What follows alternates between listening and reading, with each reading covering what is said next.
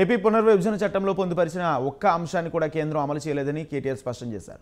ఫిబ్రవరి 1వ తేదీన కేంద్ర ప్రభుత్వం ప్రవేశపెట్టే బడ్జెట్ మోదీకి చివరి బడ్జెట్ అన్నారు. తెలంగాణ ప్రజలకు ఇచ్చిన మాట నిలుపుకునేందుకు ఇది చివరి అవకాశం అన్న కేటీఆర్ తెలంగాణ ప్రజలకు ఇచ్చిన వాగ్దానాలు నెరవేర్చాలని కేంద్రాన్ని డిమాండ్ చేశారు. తెలంగాణలో పలు పెండింగ్ రైల్వే ప్రాజెక్టులకు నిధులు కేటాయించాలన్నారు. రాష్ట్రంలోని రైల్వే ప్రాజెక్టుల పట్ల కేంద్రం విపక్షపూరితంగా వ్యవహరిస్తుందని మండిపడ్డారు. వెంటనే ఇకనైనా మేల్కొని చివరి బడ్జెట్ లో ఈ చివరి అవకాశాన్ని సద్వినియోగం చేసుకొని రైల్వే ప్రాజెక్టులకు ఈ 8 ఏళ్లు చేసిన అన్యాయాన్ని సవరిస్తూ ఈ 8 ఏళ్లు చేసిన దుర్మార్గ పనులను సవరిస్తూ ఖాజీపేట కోచ్ ఫ్యాక్టరీతో పాటు ఈ రైల్వే ప్రాజెక్టులకు తగిన మొత్తంలో బడ్జెట్లో నిధులు మంజూరు చేయాలని డిమాండ్ చేస్తూ దాంతో పాటు నేను మొన్న ఇదివరకు కూడా చెప్పినా మళ్ళీ కూడా చెప్తా ఉన్నా ఈ చివరి బడ్జెట్లోనైనా మరి తెలంగాణకు న్యాయంగా ఇవ్వాల్సిన ఒక్క విద్యా సంస్థను కూడా మీరు 8 ఏళ్లలో ఇవ్వలేదు. కొత్తగా ఒక నవోదయ పాఠశాల ఇవ్వలేదు. కొత్త డిస్టిక్ ఏర్పడితే కొత్తగా నవోదయ పాఠశాల ఇవ్వాలని పెట్టాలని చెప్పి చట్టంలోనే ఉంది, అది చేయలేదు. కొత్తగా ఒక మెడికల్ కాలేజ్ మంజూరు చేయలేదు గవర్నమెంట్ ఆధ్వర్యంలో.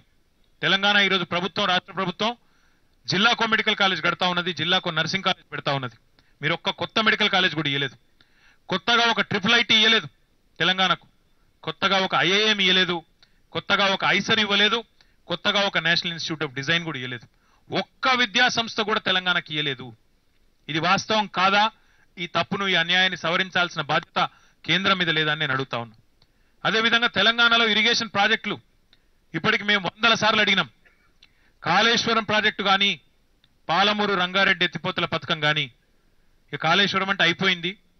పాలమూరు రంగారెడ్డి ఎత్తిపోతల పథకానికి జాతీయ ప్రాజెక్టు హోదా ఇవ్వమని అడిగినాం. ఈ 2 మేజర్ ప్రాజెక్టుల్లో దేనికో ఒకదానికి జాతీయ ప్రాజెక్టు హోదా ఇచ్చి 90% నిధులు కేంద్రం నుంచి ఇవ్వమని అడిగినాం.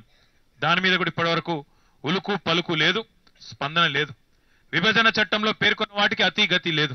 మరి ఇప్పటికైనా ఈ ఆఖరి బడ్జెట్తోనైనా మా సిరిసిల్ల నేతన్నల కోసం మెగా పవర్ లూమ్ క్లస్టర్ ఇవ్వని ఇప్పటికి ఒకసారి కాదు 10ల